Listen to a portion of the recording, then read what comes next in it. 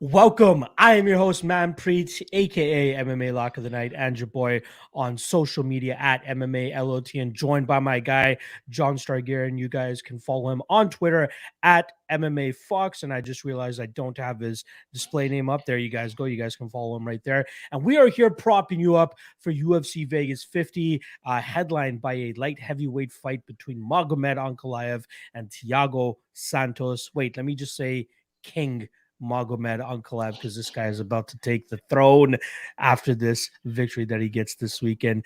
John, feels like it's been a while since we've hopped on with each other, man. How you doing? And what are your thoughts on this card from a fan's perspective? Yeah, it's been a couple weeks. It's really a shame I wasn't on here last week to give out that 3.5 units on Tim Elliott plus 200, right? But yes, things are going well. From a fan's perspective and a betting perspective, really, I like this card. It's not really the kind of card that you're going to be like, tell your friend who's kind of a casual fan to come watch it because they're not going to recognize any of the names. But I think, honestly, there's a lot of fun fights on here. Should be a lot of finishes, should be pretty fast paced. So I'm excited for it. Yeah, for sure. And I kind of like stuck my flag in the ground for you last week as well on the Prop You Up show. Because I remember, I think it was, funnily enough, I think it was after the Ulanbekov breakdown that I saw a couple people in the chat section saying, if John was on, he'd be making the case for Tim Elliott. I'm like, and I took a solid like 2 or 3 minutes to be like, why the fuck are you guys pissed off at a guy making a case for an underdog? You know what I mean? Like, just try to think outside the box for once. Yeah. Fucking bozo, always just taking all the favorites and all that stuff, right? Like, try to make a case for the underdog. And if it's still not compelling enough for you to switch sides, then fucking take the favorite. Here's what I'll say. I lose on a lot of underdogs, but that Tim Elliott bet paid for and then profited on my last 3 underdog misses. So it's like, you can judge it however you want, but you hit those spots more than the implied odds, you're going to make money. Exactly. And it's going to take moments like those for people to find out that you are the legit dog hunter, and they should be thanking you for taking your time to do this fucking podcast and even your club and sub podcast to try to raise awareness for dogs. It's almost like a charity or some shit, raising awareness for the underdogs. Dog bets matter. Exactly. I love it. All right. Let's fucking get into this card. I believe we have a 14 fight slate. 14 fight slate. Nothing falling off as of yet, knock on wood. But a couple fun fights. And kicking things off, we have a 205-pound bout between Azamat Murzakanov against Tafon and Nchukwi. In terms of odds, we got minus 175 for Murzakanov and plus 150 the return on Nchukwi. Interesting fight here. Obviously, it's going to be the UFC debut of Azamat. He had a couple fights fall out after he had his Contender Series victory, where he was able to starch his opponent within that first round. The majority of his wins kind of coming in that first round, right? He's pretty quick in terms of getting to the punch, closing the distance, and he may not be the biggest light heavyweight out there, but he uses his speed and his agility very effectively to, get to the chin of his opponents and really put a hurting on them. The one fight that I feel was very kind of telling was the Guto and Assange fight, where we saw him go the full 15 minutes required in that Brave, where they had like an open weight tournament or something like that. Yeah. And then I believe that was the final.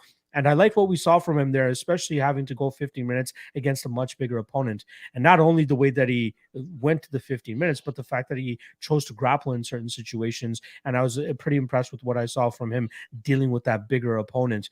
I feel as though if he's smart, maybe he wants to wear on Tafon a little bit here and really try to drain the power of Tafon and eventually start looking for takedowns, or go back to relying on his striking and getting to the punch a lot quicker.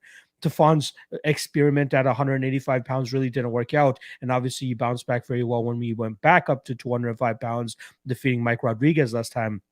But the one issue he had at 185 pounds, and one issue I think he's going to have here in this specific matchup, was the speed, right? That was kind of the downfall of him in the Jun Park fight, where he just wasn't able to get to the punch as quick as Park was able to. And then as the fight started to drag on, we saw Park start to complete takedowns as well. So I could see kind of a similar fight playing out here, where we see Azamat beating him to the punch and maybe even getting some grappling going. I could see this fight, going the full 15 minutes. Murzakanov via decision is currently sitting around plus 300, or even Murzakanov via third round finish. You guys know I love doing that, plus 875. But again, I'm not saying he looked like the Energizer Bunny in round 3 against Gutouan Assange, but I do feel like Stefan really starts to slow down when he's not able to fight his kind of fight.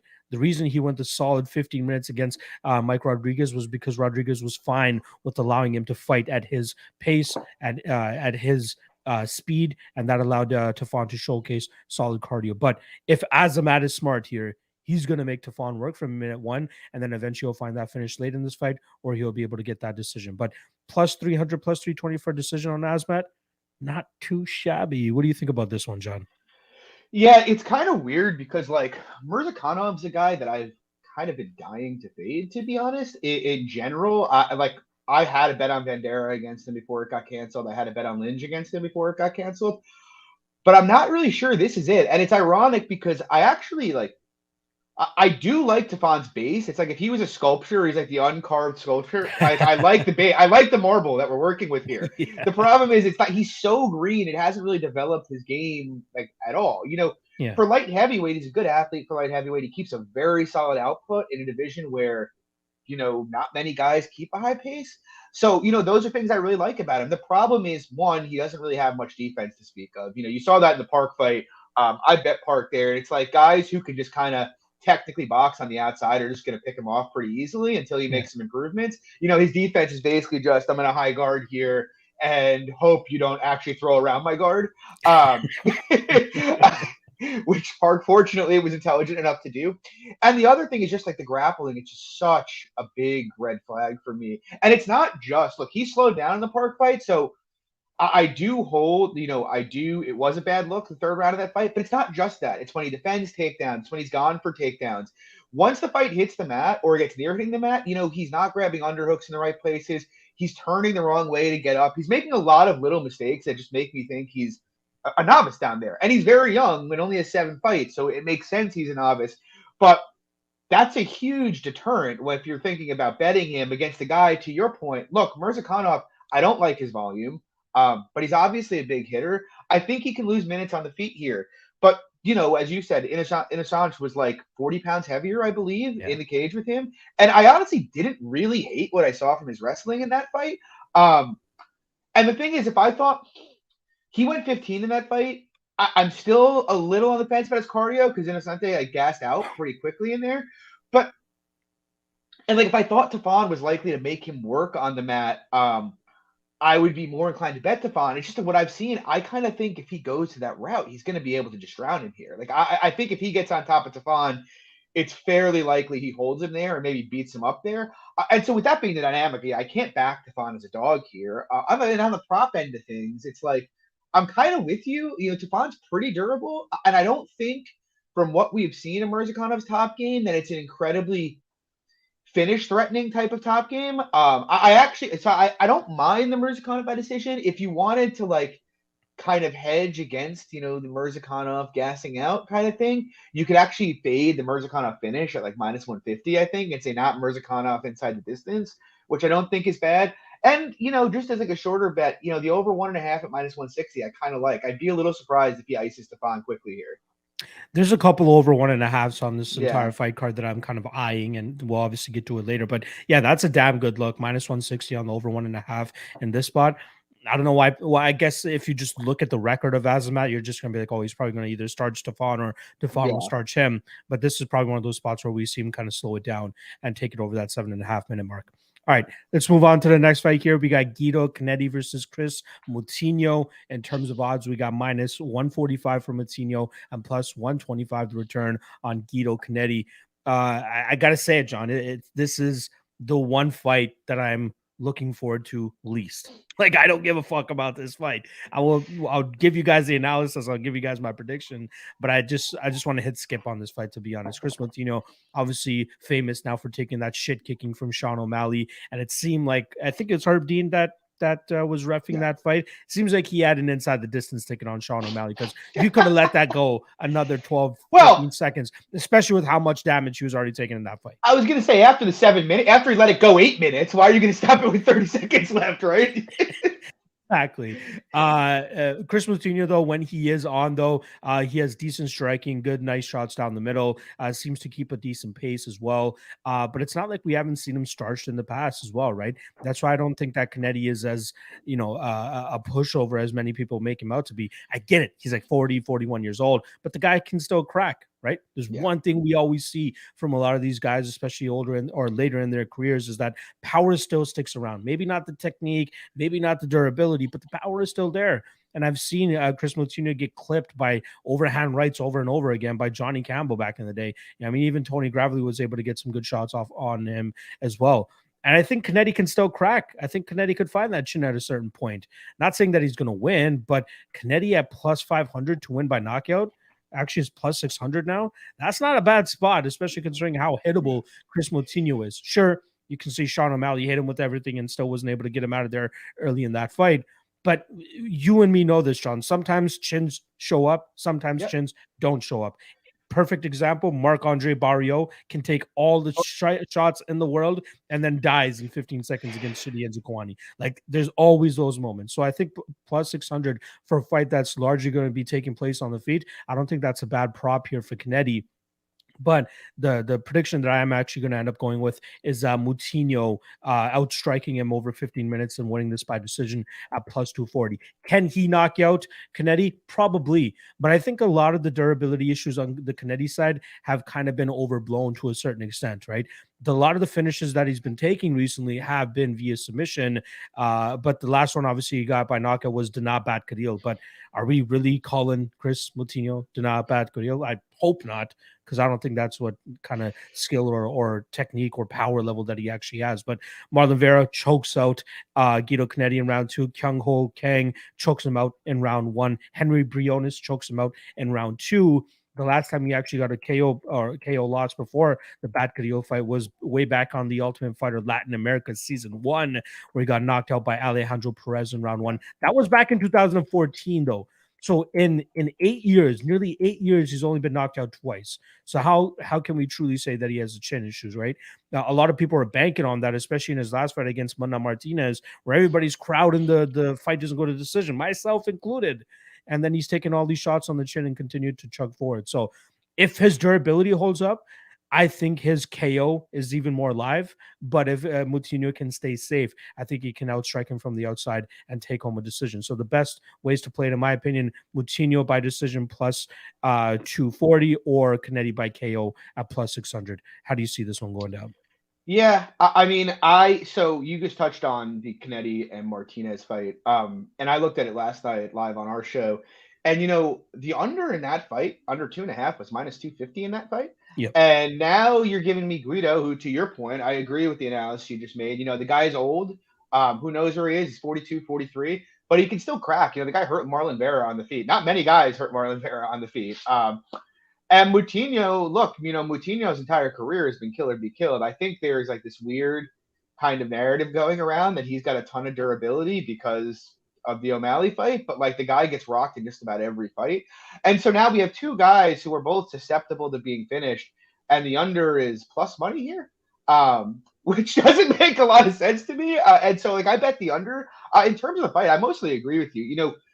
It's kind of a spot that I would have been looking to bet Cannetti on the money line if he wasn't as old as he is, just because it's like, I don't think Chris Moutinho is UFC level whatsoever. I don't, that was kind of the take going into the Sean O'Malley fight. I'm not really sure what changed that. Did Sean O'Malley playing pinball with his head for 230 strikes change that? Like, I don't get it. It's like, yeah, he's tough. I give him credit for that. That was a really gutsy performance. But the bottom line is O'Malley made him largely look like the amateur that he, not amateur, but the regional fighter that he is, in my opinion. I feel pretty good that, Moutinho, though, is going to force a fight here. In the Martinez fight with Cannetti, we saw that go the distance, I think largely because Martinez just wouldn't engage him. Like, he was kind of just trying to snipe him on the outside, and so he wasn't really willing to sit down in the pocket with him. But that's not really Moutinho's game, even when he's facing power coming back at him. I mean, look at the last fight.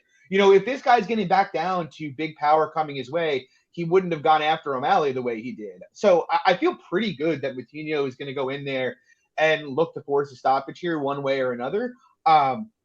When looking at it, I kind of I'm with you. I like the under here. I think that plus money is pretty nice. I think, if you want to take a stab at Moutinho inside the distance, plus 200, I think that's fine. And then to your point, Cannetti KO, I think plus 600 is crazy also. I think all of those are pretty good looks here. Of the group, I like the under the most, and then after that, probably Cannetti KO. But I'm expecting this to be a fairly violent fight. I like it. Hopefully it's entertaining. Like I said, I don't give two shits about that fight. I just want to see them move on. Cannetti will likely get a beer fight. Yeah, maybe exactly. Prep your dinner. Exactly. Yeah. Start rolling up a J or something. But if you're in my household. But all right, let's move on to the next fight here. Third fight of the night, we got Cody Brundage going up against Dalcha Lungiambula in a middleweight fight. In terms of odds, we currently have Dalcha as the slight favorite at minus 125. The return on Brundage at plus 105. Another fight that's kind of difficult for me to kind of break down. I feel like Brundage, we've heard about this guy forever now. I think it's mainly because he's the husband of Amanda Cooper, former UFC fighter. Elite. But yeah, exactly. Factory X fighter, has a wrestling background, but it doesn't seem to be as good as people are making it out to be, right? Like I see it in some of his fights, then I see like his defensive grappling not really look that great. Some of the takedowns that Nick Maximov was heading on him seemed very suspect. Like, this guy has a wrestling background, really.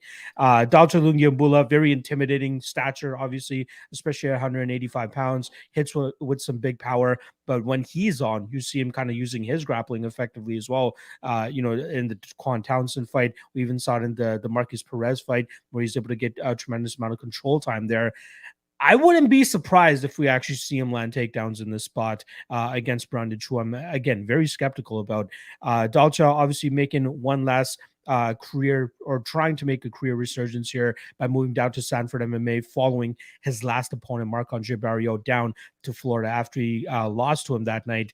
I'm interested to see how they're able to kind of help him out. Obviously, 35 years old, not the best age at 185 pounds, especially going up against a young guy in Cody Brundage, who really wants to make up for his last performance against Nick Maximov. Let's cut him some slack though, right? That Maximov fight was on short notice. He, lost the Contender Series fight against William Knight in one of the worst stand-ups I've ever seen, where he's in like dominant position. And I think it's Herb Dean that stands him up. I remember talking to Mark Montoya, Cody's coach, and he goes, I still hold a little bit of a grudge to Herb Dean to this day because of that stand-up. But luckily, Brundage still finds his way into the UFC here. I still find it hard to back him myself. I know a couple of sharp people that are on the Brundage side. I just don't have enough confidence in him. I want to see him go out there and actually do something before I put my money on him. I do end up on the Dalcha side here, but I'm interested to hear your thoughts on what you think of the overs, because the over 2.5 is currently at minus 115, and I think that's a damn good spot. Lungiambula via decision at plus 400. That's kind of the way that I'd be leaning here. Again, looking at Dalcha, he looks like a knockout machine, but when you actually watch his fights, the guy likes to go out there and grapple as much as he can. So I'm expecting a slow-paced grappling fight between both guys. Either guy can have success. On paper, Brundage should be the one having the success, but from what I've been seeing from tape, I'm not all that impressed with what I was seeing. Last thing I'll say about this matchup, and then I'll bring it on over to you. His second last fight against Cropshot, I believe the guy's name was, 1-1 going into that third round as a minus 300 favorite. Not a good look in my eyes at all. Obviously, he's able to get the finish in that third round, but to lose the second round pretty much with him on top, not a good look either. I'm on the Dalcha side, but more over. I'd rather be on the over 2.5 at minus 115. How do you see this one? Yeah, so the Cropshot fight is one of the reasons I'm not betting Brundage here, or I haven't as of yet. Because, let's be honest, I actually do rate Brundage's wrestling, especially his offensive wrestling, a decent bit. But, he basically decided in that fight against a guy that he had a massive advantage over to stand on the feet with him. He lost that second round and got clipped a couple of times in there. I thought he was going to get finished briefly. He eventually went to the grappling in round 3 and finished the fight there. But it's like that, and then he's got Mark Montoya screaming at him about his head position against Knight, and he goes in there and gets finished by elbows. I have concerns about Cody Brundage's general fight IQ, I actually think, he has a chance to be fairly successful at 85. He's very strong. He was tossing William Knight around like a sack of potatoes before, to your point, the Herb Dean threatening to stand him up for back mount, which to this day is unbelievable. But, I think he has two, a guy with his skill set who was more proactive about his grappling, I think wins a lot of fights at 85 in the UFC. There's just not many good grapplers there. And I do think, he's definitely certainly the more credentialed grappler here. And I think if he actually pushed a wrestling heavy pace here, I think he can grind Dacha personally. But my concern, as I touched on, is that he's going to come out here and he's going to look to stand. And look, while I think we both met Marc-Andre Barriault against Dacha has not been a guy that I have traditionally rated very highly because I don't think there's a lot of process to his game. His volume tends to be low. He is fast, though, and he does, he can clip you. And Brundage tends to fight with his hands down, which is something that scares me. So while I rate his grappling a bit higher than yours, I don't really rate his fight IQ that highly. And so that's a pretty big concern for me. What I will say, though, in terms of a betting angle here, I don't think I could bet Dacha here just because I do think, I don't think Dacha can give him the issues that Nick Maximov gave him. But I think Brundage by decision is interesting. We saw Dacha survive on bottom against Magomed Ankalaev, who we'll get to in the main event. But for about 4 minutes there, Brundage doesn't throw nearly as heavy ground and pound. Sure, he could submit him, I suppose. But Dacha actually did a pretty decent job of staying safe there. So I kind of like the Brundage by decision here. That's on a plus 230, plus 240.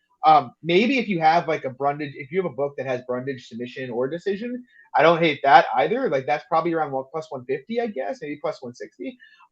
So yeah, I like Brundage decision props here though. I like it. I'm glad that you're able to make a case for Brundage as well. Again, I'm not super impressed with him, but I know I might be overlooking a couple things. So I'm glad that you're able to bring some reality to it as well. All right, let's move on to the next fight, a women's flyweight scrap between Sabina Mazo and Miranda Maverick. In terms of odds, we got heavy chalk on the Maverick side at minus 320, plus 250 to return on Sabina Teixeira. Is that what's happening? Because she spent 2 weeks over there at Teixeira MMA and Fitness up there in Danbury, Connecticut. Is that what we're saying? Is she going to pull out a crazy wrestling game and a top pressure like no other with that jiu-jitsu? Nah, fuck no. I think, we've seen the kind of blueprint to go out there and beat a girl like Sabina Mazo. And I think that Miranda Maverick is the perfect fighter to go out there and do just that. Not to mention, Sabina Mazo, 2 fights ago, fought a teammate of Miranda Maverick and JJ Aldrich. Aldrich doesn't have the greatest tool set to be able to replicate something with that Miranda Maverick's going to be able to, but at least she'll be able to share a couple things in terms of how Sabina felt in the cage and all that. But pretty easy, right? You go out there, go for takedowns, try to grind her out on the ground. I watched a couple of interviews of Miranda Maverick recently, and she really hates herself for the way that she performed in the Macy Barber fight by not making it more conclusive that she should have won that fight. We all know she won that fight.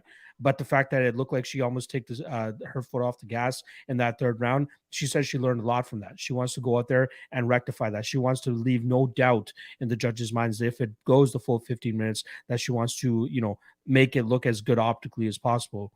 She mentioned the striking. She mentioned a lot of the wrestling as well. And that's exactly what I wanted to hear from her, that she wants to go out there, take Sabina Mazo to the mat and just grind her out or even just try to finish her from on top. Again, we see the pictures of Sabina Mazo at Teixeira Fitness, and we see the pictures of her on the wrestling mats. But I'm sure she was doing a lot of that against Alexis Davis and a lot of that against all these other women who have been able to take her down. So I'm not sure how much she's going to be able to improve in that realm. Even if so, she shucks off her first couple takedowns. I think the striking and the tenacity and the hard-nosed striking style of Miranda Maverick will kind of be the downfall of Sabina Mazo, who we've seen, she likes to use the range, but she's not very effective with it either, right? I believe she was marching down Maria Agapova the entire fight, but getting touched up while Agapova was on her back foot the whole time. Justine Kish outstriking Sabina Mazo, almost winning that fight until she gets clubbed and stubbed with the 1 minute left. Oh, God, I couldn't wait to cash that underdog ticket. And then she gets clubbed and stubbed right there. But luckily, Miranda Maverick's going to be able to get that money back for me. Do I have her parlayed with something? You'll fucking bet I do, because I don't know exactly how to play this on the prop side. I can see her going out there and grinding this out and winning this fight via decision. I believe that's around minus 120 right now. But I could also see her grinding her to the mat and then just destroying her from on top with some solid ground and pound, some big shots from on top. she may be at a height disadvantage here, but she is not at a thickness disadvantage. This girl is strong. She's very tough to deal with, especially in those exchanges, those grappling exchanges. The Erin Blanchfield fight, not a good look from her. But are we really expecting an Erin Blanchfield type of approach from her, from Sabina Mazo, to be able to take this fight to the ground over and over again?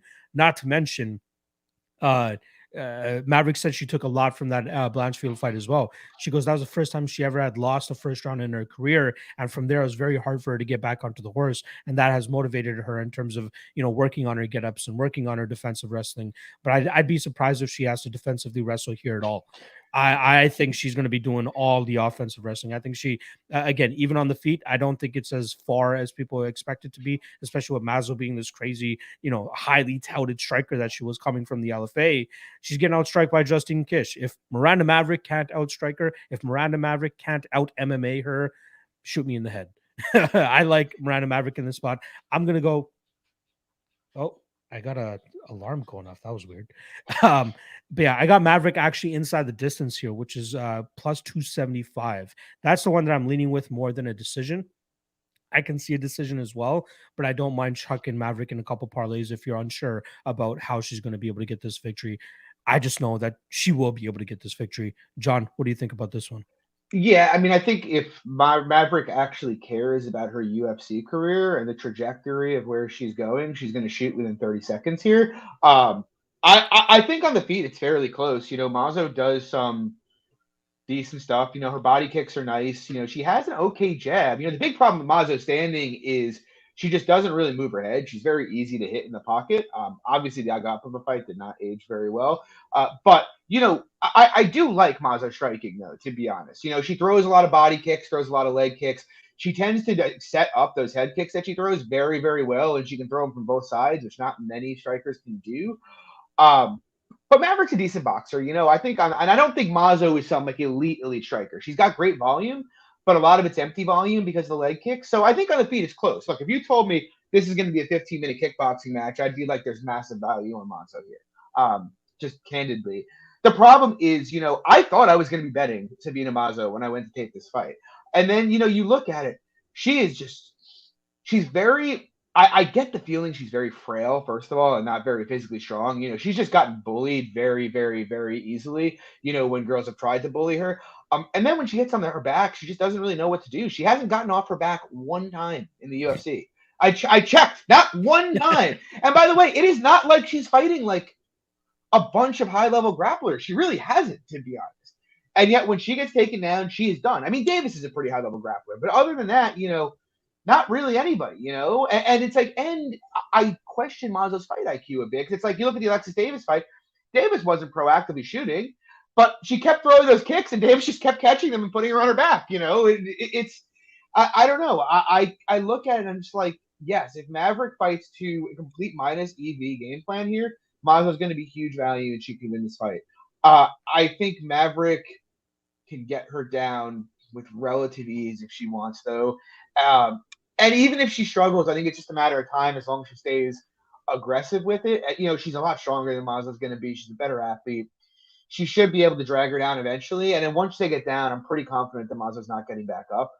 And so, with that being the dynamic, it's just like, I don't see many paths to Mazo winning this fight unless Maverick is kind of an idiot. And I worry a little bit about that because I thought she fought pretty minus suboptimal against both Macy Barber and Liana Jojua. But ultimately, though, I mean, she has to know the game plan. I'm sure her team is telling her that. In terms of betting it, look, I like the decision here. It's not the most passionate take I've ever had. It's a tough card for props out there. But Alexis Davis is a very credentialed black belt. She's super dangerous. She was not able to finish Mazo on the mat. She got back position a bunch of times, and Mazo did a decent job fighting hands. So I kind of think more likely than not, Mazo's going to be able to stay safe on bottom. And if the fight goes how I think it's going to go, I think Maverick decision is probably like 60, 65% here. So I like that at minus 120. I think it's worth a stab. Yeah, I don't like that. I don't mind that approach either. Again, I can see her get the win either way in this spot. I likely won't be investing heavily in props in this spot. I don't mind just parlaying her. Yeah. Honestly, I think she runs through her as long as she truly understands the assignment. Gotta believe that she does. All right, let's move on to the next fight here. We have a 145-pound fight between Damon Jackson and Kamwela Kirk. We got pretty much a pick 'em line here, -115, -105 on Kirk. You can see a couple of spots. Line movement on this fight, very interesting. Kirk opened up as a +125 underdog, gets bet immediately down to -145, and then a ton of money coming back in on Damon Jackson, making this a pick 'em fight. I've always been a big fan of Kamwela Kirk. I was happy to call him as an underdog against Makwan Amirkhani in his UFC debut. I think a lot of people are just overlooking him.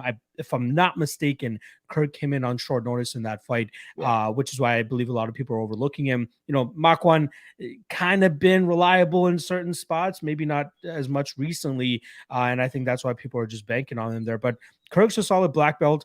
He's nice and patient with his striking, uses his range decently. But I'm curious how he deals with a guy like Damon Jackson, who is just forward pressure, pretty much just likes to engage in the clinch immediately, try to get the takedowns as soon as he can. His striking is more so based on a kicking game, just so that he can close that distance and either come up with strikes or go back down with a takedown. I wanted to be on the Kirk side, honestly, because I thought that his jiu-jitsu would be good enough to deal with the pressure that he's going to be dealing with Damon Jackson. But Jackson is pretty good in terms of like establishing position, getting the back of his opponents, and kind of just riding out some time there. We saw Makwan even late in that fight kind of having some success with landing a takedown and just having some control for time from on top. Kirk was able to obviously reverse position and get that back. But I feel like we can rely on Damon Jackson a little bit more to have the gas tank to go a full 15 minutes, especially in a grapple heavy fight.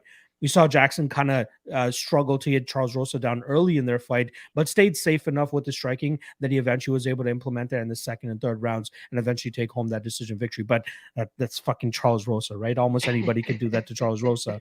I think he's going to struggle a little bit more to do that here with Kamwela Kirk, and I expect this to be a close fight, which is why I don't mind some of the overs here. Over 2.5 at -165. I can see both guys kind of struggling to finish each other, but I do think it will be Jackson more often than not, kind of making it look better to the judges optically, right? Moving forward, trying to land the takedowns, getting that control time.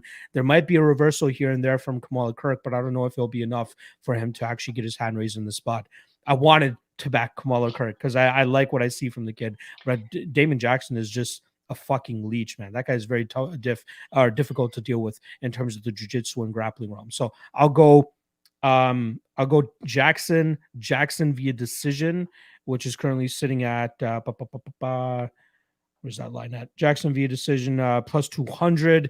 But I'd feel a little bit more comfortable with the over 2.5 at -165, which is weird to say for a Damon Jackson fight, right? He used to be the under guy. He used to be the guy that you can rely on to go out there and either get finished or finish his opponents. But I feel like he's really starting to mature at this part of his career by just going for the control time, going for the position over submission, like he unlike what he used to do back in the day. So I'm going Jackson via decision, but over 2.5 is what I like the most because I do expect this fight to play as closely as the odds are indicating. How do you see this one, John?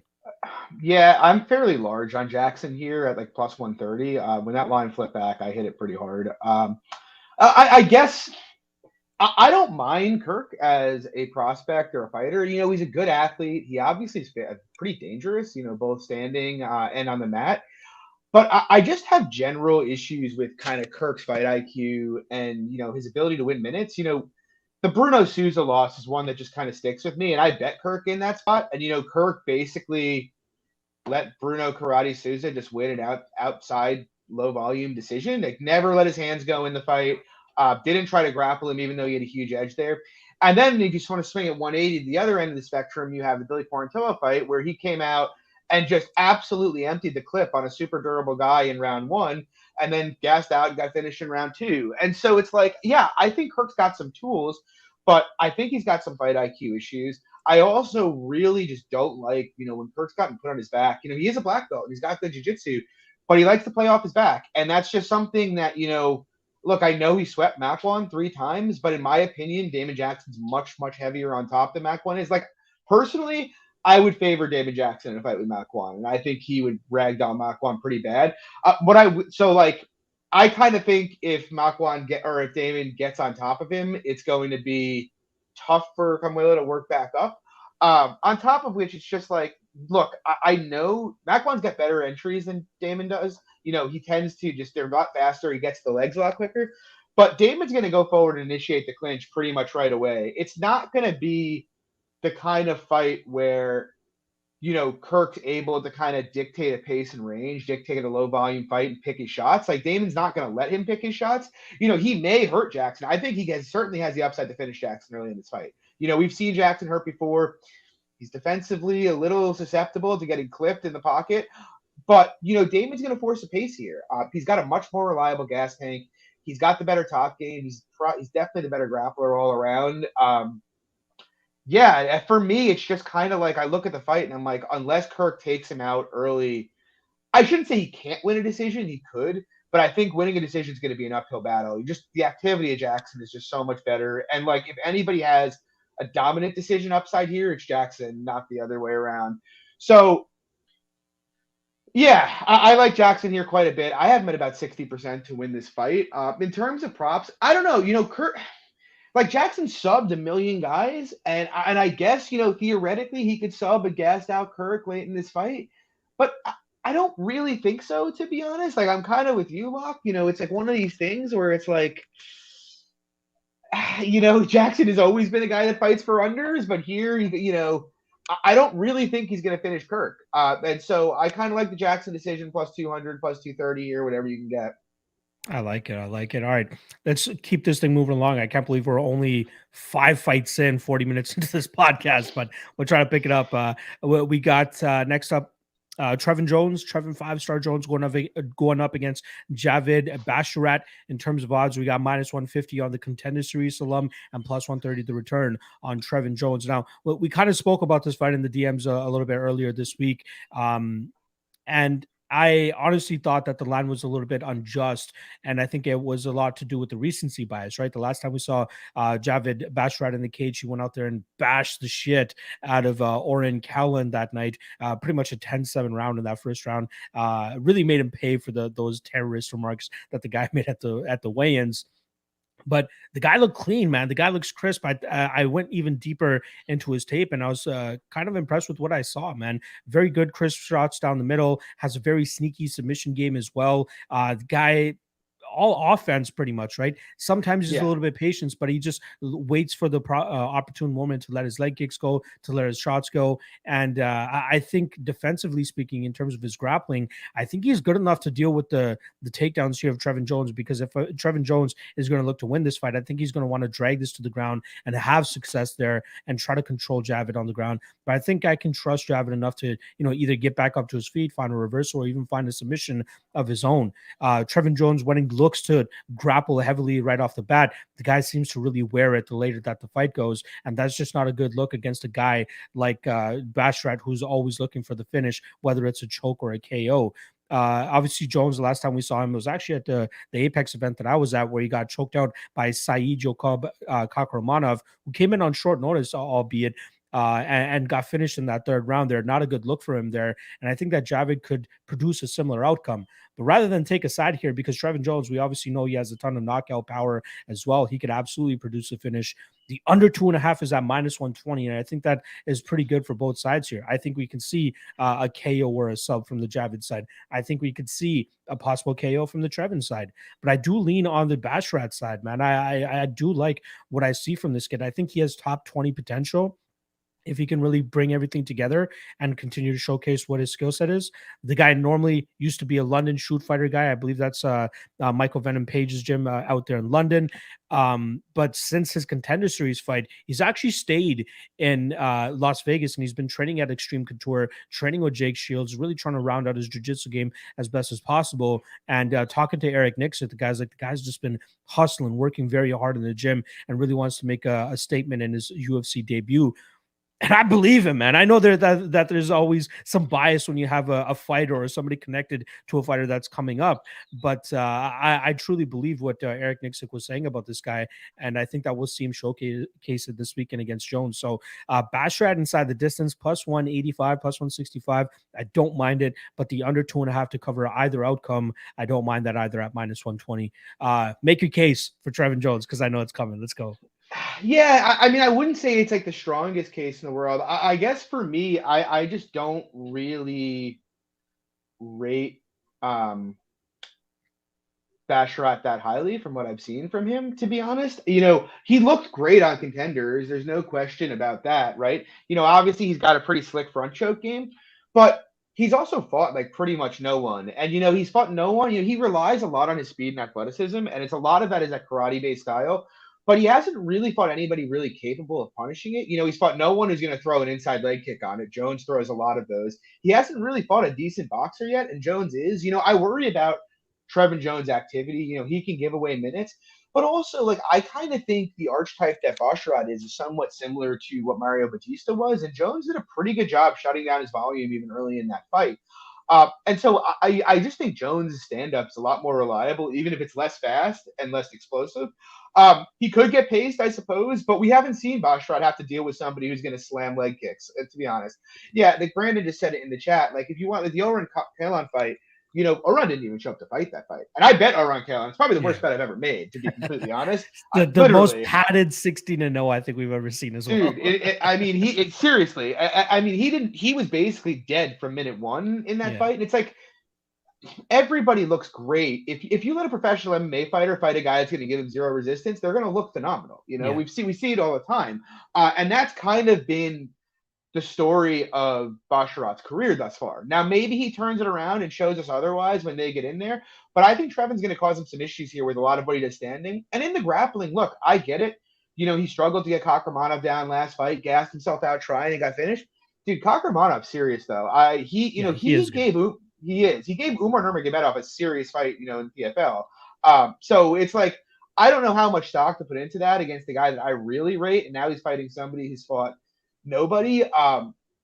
I kind of think he's probably the better. Jones is probably the better grappler, but again, a lot of it's guesswork here, right? Because I don't really know what Javid is, because it's, you see him fighting guys who would be minus 1,000 or plus 1,000 against any UFC fighter, and it's like, how are those skills going to translate? I do think there are some stylistic edges here for Jones, though, so I have a small bet on him on the money line.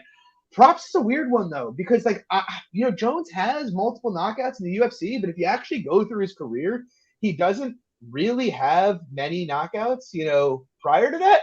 And he thought, the Valiev and Batista knockouts are such weird outcomes in, relation to the rest of Trevin's career.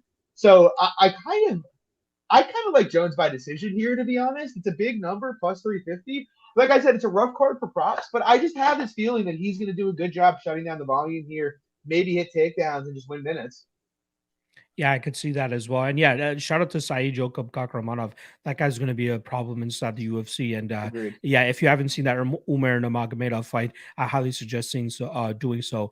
All right, let's move on to the next fight. We got JJ Aldrich going up against Jillian Robertson. In terms of odds, we got minus 130 on Robertson, plus 110 the return on JJ Aldrich, who was plus 140 to open with, hung around that plus 135 range, and then a ton of money started to come in on her, and now she's closing in at that plus 105, plus 110 spot. I've always been a big fan of JJ Aldrich. She's cashed for me a couple times, especially as a dog against Poliana Vienna a couple years ago.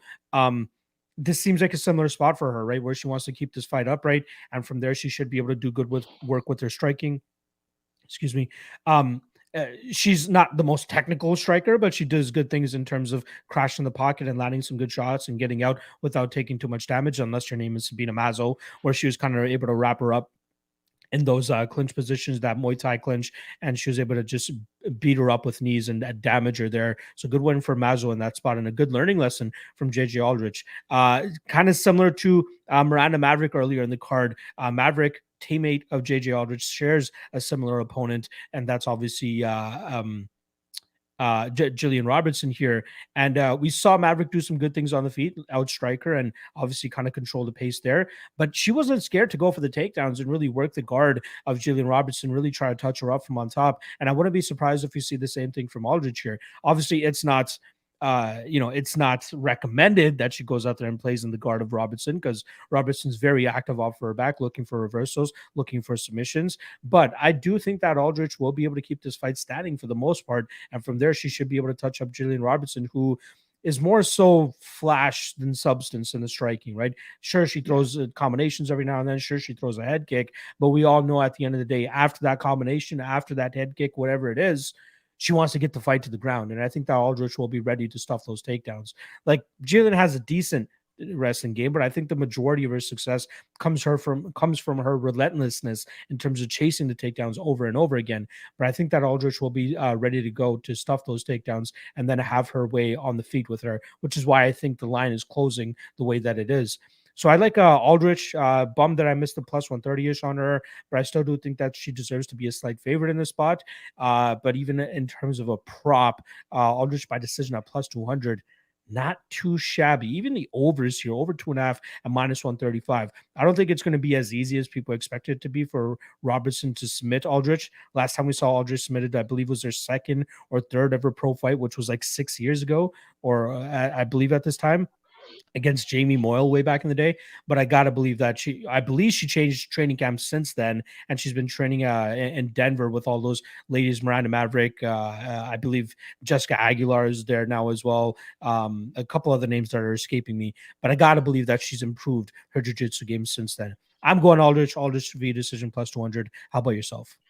Yeah, I'm right there with you. I mean, honestly, the best bet on this fight is fight goes to decision. I said this on my show last night, but like, to have fight goes the distance be a plus number, you have to basically line Jillian like minus 250 here. Because like I'm not saying Aldrich can't finish her, she could, but JJ Aldrich doesn't have a knockdown in the UFC. She doesn't have a finish or a KO in her career, I believe. And Jillian, look, she got KO'd by Macy Barber, different level of power and output, first of all. But like other than that, she's been pretty tough. She survived Tyler Santos, she survived Miranda Maverick. Jillian's not an easy person to get out of there. Yeah. Even in the Catch and Battaglia fights, she took some damage early in those fights, and she's not going to quit. And she's a pretty tough girl. And so I don't think Aldrich has much finishing upside here. And like I said, I mean, Jillian's minus 150. You have to think that she just tortures her on a consistent basis to get this to be a plus number. That makes zero sense to me. I think it should be more like 60, 65%. In terms of the actual fight, I mean, you touched on most of it. I largely think Aldrich is going to be able to stay safe and win this fight on the feet. And if that is the case, you're probably going to find Jillian pulling guard, and Aldrich is pretty good on top. I think she rides her out there.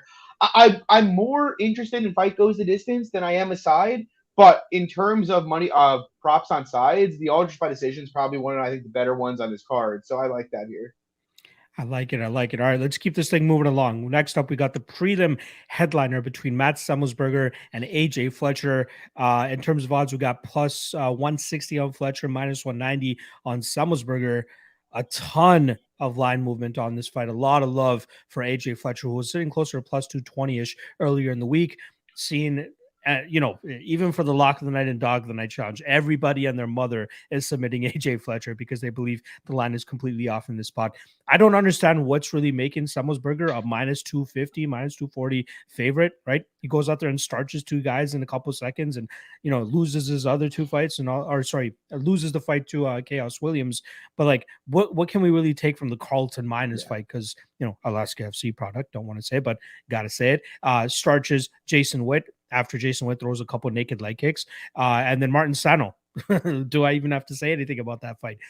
AJ Fletcher shows some decent things, man. The guy has a proactive wrestling game and a grappling game when he needs it. Doesn't have a wrestling background, but based on how he goes out there and shoots his takedowns and waits for the opportune moments, you believe he has a wrestling background, has heavy power in his hands, has a proactive submission game as well. So yeah, I get the underdog love on AJ Fletcher. I completely understand. With Semelsberger, to fight his fight and to win, I think he needs to keep the kickboxing range and maintain the distance. I believe he has a 3-inch height advantage as well as an 8-inch reach advantage, but I don't think it's going to be that prevalent here, as AJ Fletcher does a really good job with his speed, closing distance. And I think that we'll see a grapple heavy approach from Semelsberger. We've seen Semelsberger struggle on the regional scene. I believe it was only one fight, but that was really the only fight where we saw somebody actually try to attack takedowns against him. And I feel like Fletcher will be doing the same thing here.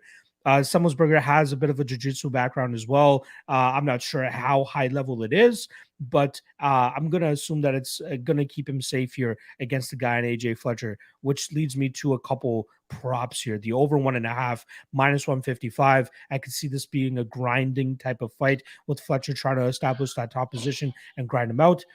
And the juicy one that I couldn't wait to drop for you guys here, Fletcher via decision at plus 600. That line is crazy, especially considering that I kind of see it being that way. This all comes down to how good Semelsberger is going to be off of his back, right? There isn't a tremendous amount of tape out there about it, but we've seen him grind it and kind of survive that as well.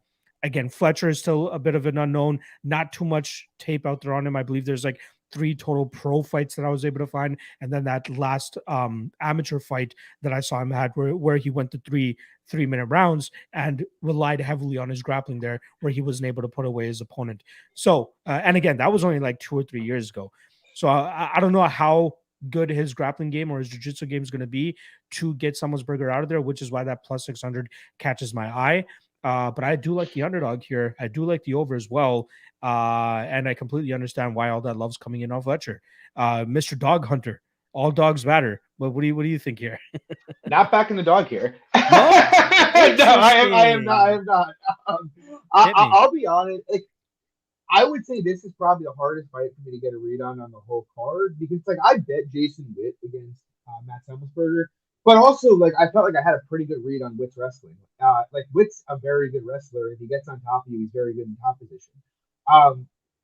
I am not as convinced that Fletcher is a good wrestler. I know he's gotten a lot of takedowns regionally, but most of the takedowns he's getting are on single shots. Like, it's not like I'm seeing him get denied and then, work to a single, work to a double, work to a body lock. It's like change level, get it. And that's great. His timing seems to be good. But it's a lot harder to hit takedowns, just reactive takedowns in the UFC. It's just a reality. It's guys who know how to keep a base under them and measure distance.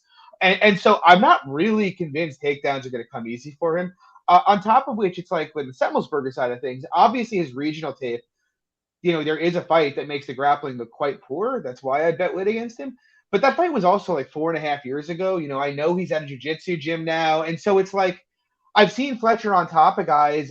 I just have this suspicion he's not going to be a great control grappler in the UFC. He doesn't really shut down underhooks the way you'd like to see from somebody who's going to grapple guys at the UFC level. And so if Semelsberger's made improvements and he can just either sprawl and brawl or just get up, I think he dunks on Fletcher standing, to be honest. But that's really the question, right? It's like, I need more data on Fletcher's wrestling. My gut is it's not as good as it's being rated by the market. But I could be wrong, and so I'd like to see more data there.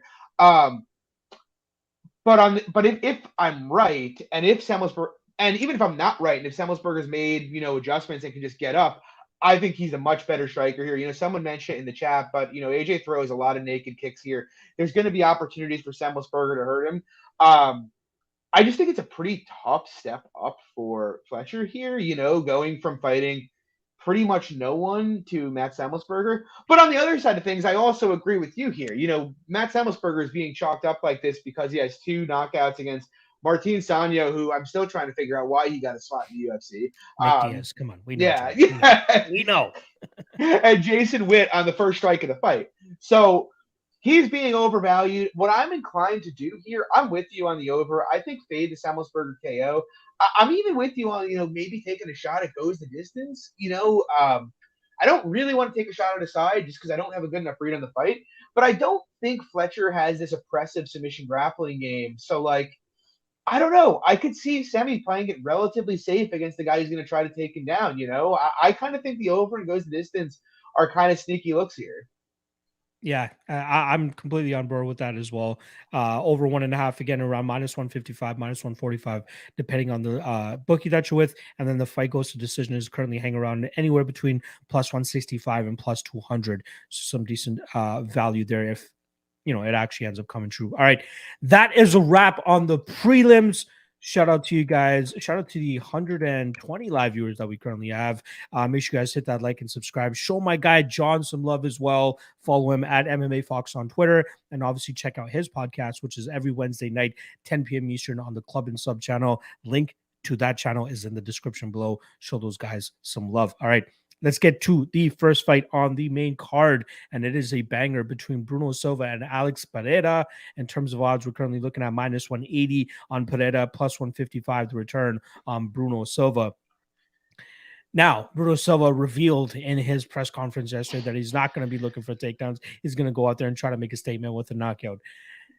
Again, this is why I don't like to take too much from fighter interviews, because why would you lay out your game plan that you want to go out there and wrestle? Everybody and their mother knows you want to wrestle. Hell, you even posted a picture of you on Instagram wrestling. Bro, so he's gonna attempt takedown. Yeah, he's going to attempt a takedown, at least one. I said I'll come back to this tweet if he shoots it, when he shoots a takedown within the first 2.5 minutes of that first round. But yeah, so Alex Pereira, we obviously know the whole story on him, right? Great kickboxer, nasty power. That lead left hook is absolute money for him. Obviously, he has that win over Israel Adesanya on the kickboxing scene, and the UFC is trying to build him up to get to him to that point where he can get that title shot against Israel Adesanya because of that built-in storyline they already have. But I'm not sure if you guys saw that image that I put out yesterday of Bruno Silva as Jason Voorhees standing behind Alex Pereira playing with the little Israel Adesanya, because I think Silva could throw a wrench in those plans, man. The guy's a decent striker himself. Sure, he gets hit a little bit, so he's going to have to be very cautious, but that's where I think that the possible wrestling upside could work out for him. His defensive wrestling, he gets taken down. Obviously, he gets taken down, but does a very good job in terms of nullifying the amount of damage put against him. Then he eventually gets back to his feet and just meme KOs his opponents over and over again. Not only in the UFC, but way back in Russia as well, where he's going up against guys like Alexander Shlemenko and some of these other big names as well. I do think that we'll see him use the wrestling offensively this time, though. I do think we'll see him kind of hold him up against the cage and try to drag him to the mat. Heck, Andreas Mihalaitis had success doing that for 5 minutes. And you're telling me that a guy like Bruno Silva won't be able to? A black belt Bruno Silva, not to mention a cardio machine in Bruno Silva, because he's not just finishing these guys in the first round.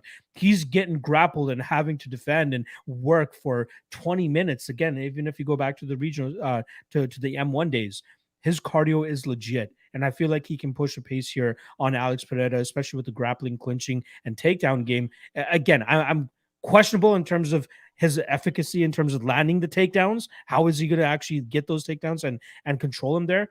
But I don't know if Alex Pereira actually has, the crazy takedown defense. Oh, he showed it a little bit in the Mihalaitis fight, but still, how much is that work with Glover Teixeira really going to pay off? And is it going to help him over a 15-minute fight? Because is Bruno Silva going to be tired like Mihalaitis was in that second round? I don't think so. I think he'll still be able to go back to pushing him up against the cage and trying to drag the fight to the ground and just winning off of control time. I do like Bruno Silva here a decent bit. I'd be surprised if he willingly strikes with him at kickboxing range for 15 minutes. Again, Alex Pereira doesn't need 15 minutes to knock you out. He can knock you out in 2 minutes if you choose to go that route. And Bruno Silva, knowing the position that he's in right now, knowing the winning streak he's on right now, knowing this exact position where a win for Alex Pereira could vault him into a title contender shot, it could do the same thing for him if he goes out there and gets the win over Bruno Silva. So why, or if he gets the win over Alex Pereira, so why risk it and try to kickbox with Alex Pereira at plus 155? And for a guy that has, what's the number here? 28 MMA fights compared to 5 MMA fights from Alex Pereira. You're giving me plus 155? You're damn right I'm taking a shot on the underdog here. This is a serious question for you, John. Actually, you know what? Let me give my props first, and then I'll give you the question, and you can take over for the breakdown. Bruno Silva, or actually, first and foremost, the over 1.5 plus 140. I think that's a decent spot here. Again, a lot of people expect them to sling guns. I don't think so. I think that would be a horrible game plan from Bruno Silva. And even Bruno Silva via decision, plus 900, plus 850.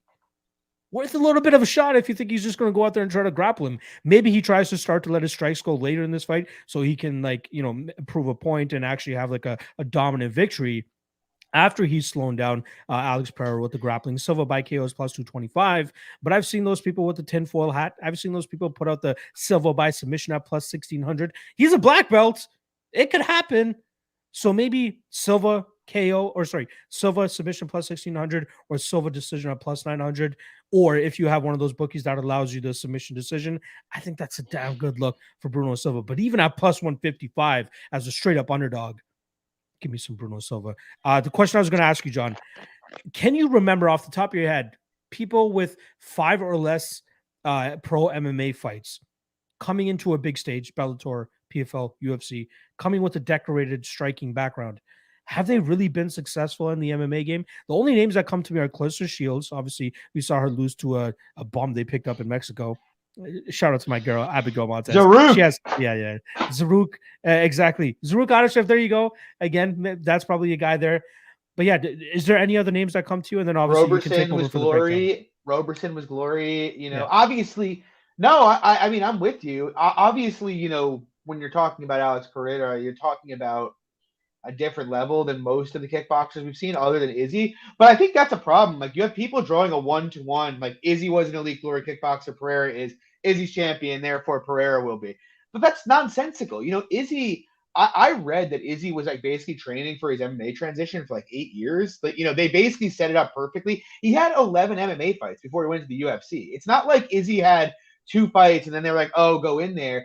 And I hear people like, oh, he's training with Glover. It's like, motherfucker, do you know how much harder it is? You know when these guys are sparring, no one's firing knees or body kicks hard at him, right? Like, no one's throwing elbows in there. No one's in there trying to break his arm or put him unconscious, submit him unconscious, Do you know how much different it is? Like, there's a reason experience matters generally.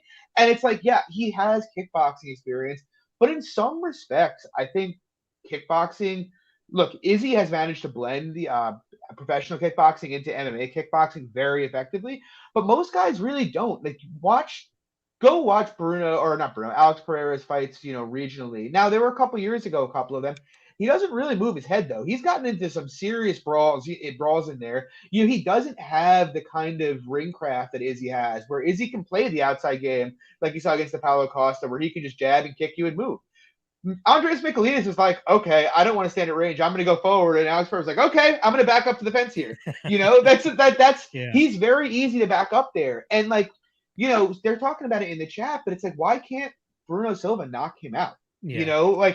If he goes forward, you know what happens when you don't move your head and you back up to the fence? Suddenly you have nowhere to go. It's called the James Vick. This is what happens to guys who back up to the fence. And so if they're swinging, I mean, Silva probably hits close to as hard as Pereira does. So if they're swinging in the pocket, I actually kind of trust Silva's striking defense in MMA anyway, better than I trust Pereira's. Obviously, to your point, I hope Bruno Silva shoots takedowns here. I think he's fucking crazy if he doesn't. I think, but hopefully he'll shoot them here. But obviously, he has massive grappling upside. We've seen Alex Pereira gas out horribly in the past in MMA. Also, for what it's worth, kickboxing rounds are only 3 minutes and don't involve grappling. I think his cardio is a serious question here.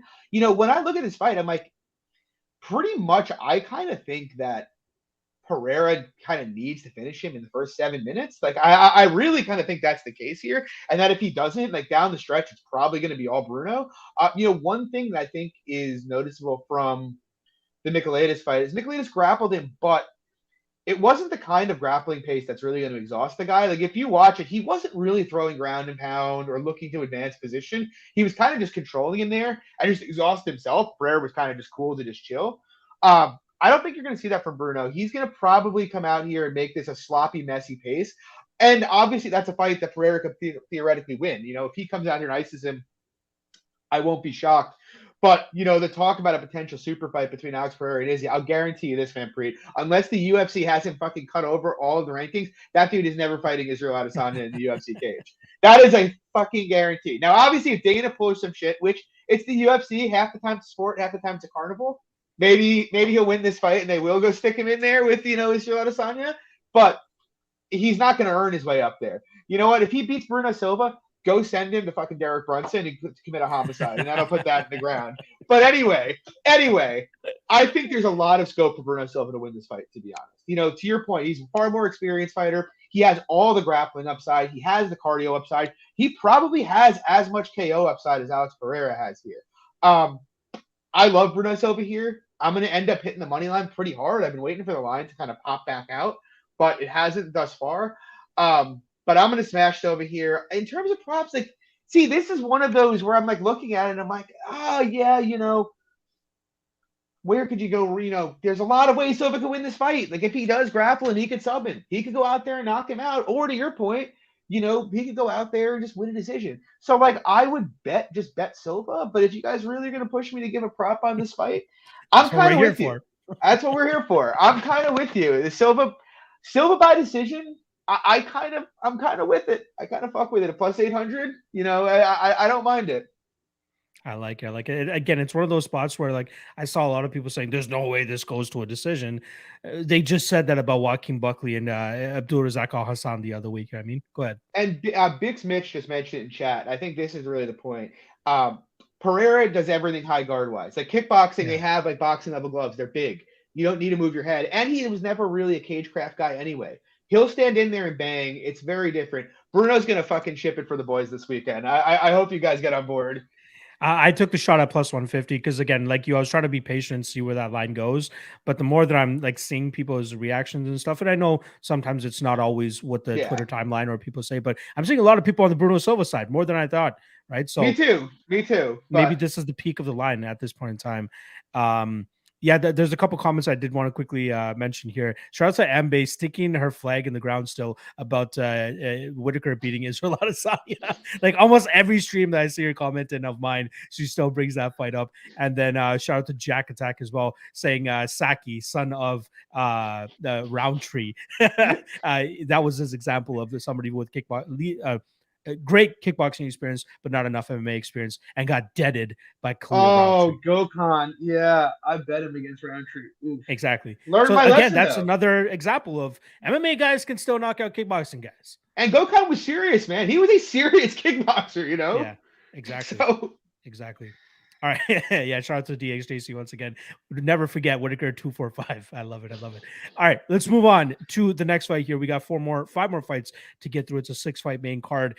Next up, we got Drew Dober going up against short notice Terrence McKinney. In terms of odds, we're looking at minus 165 for Dober, plus 145 the return on Terrence McKinney. Now, we saw Dober about minus 240, and the line has gradually started to close as the fight week has gone on.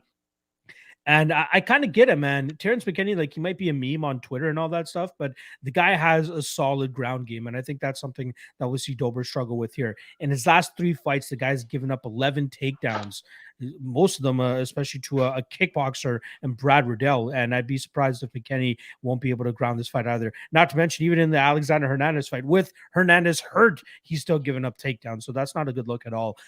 This is one of those spots where I think we can just target the unders or the round prop specifically. Terrence McKinney, 11 out of his 12 wins, all coming in the first round. Last time around against Faris Ziem, it was plus 650 for him to win in round 1. Now the line is currently sitting at plus 400 for him to win in round 1, which I still think is a decent shot, right?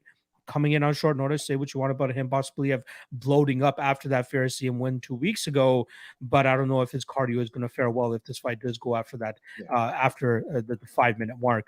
So the spot that I do honestly like the most, though, I know it's chalky. Fight doesn't go to decision at minus 230. Dober has shown the ability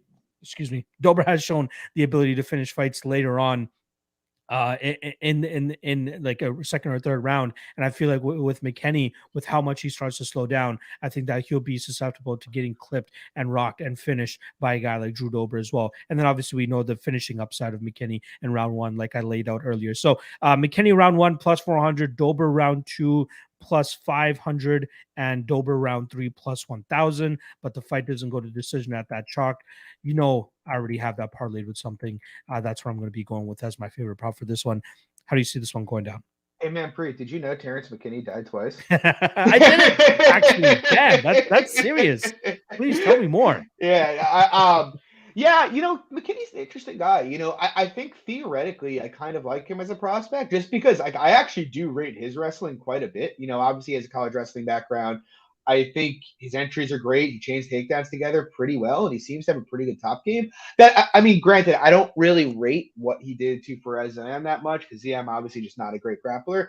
But I liked what I've seen from it. My big concern with McKinney, and I think it's the concern everybody has, is what does the cardio look like?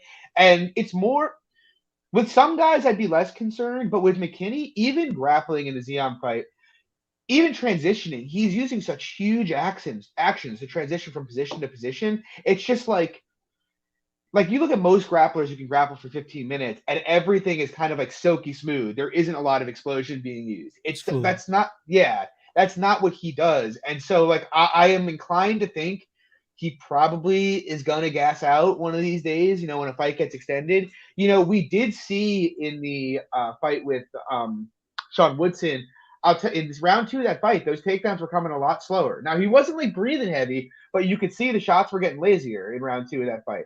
And so I have some serious concerns about his cardio. But in round 1 here, I do think if he grapples first, you know, there is scope for him to have success early in this fight. You know, Dober has only defense takedowns at 55%. A lot of guys have taken him down. He's been subbed 5 times. You know, there is some scope for McKinney just cooking him early. I do think, though, once Dober gets his feet under him here, as this fight goes on, he's eventually going to take over. And if McKinney can't just hold him down later in this fight, he's going to punish him down the stretch. Because I think McKinney's striking is being very overrated on a couple of like kind of meme moments. Like you look at some of those KOs in round 1, I think he had 2 or 3 straight head kicks that were in the first like 40 seconds of a fight. Yeah. Like try doing that with Drew Dober. If he stands in there and bangs with Dober, I think it's going to go pretty poorly for him. But I think McKinney's got a good shot early in this fight, to be honest. I really do. It's just if he can't get Dober out of there early, and I think it's more likely than not he won't, because Drew Dober has had, 15 UFC fights? The guy is ranked at 155 pounds.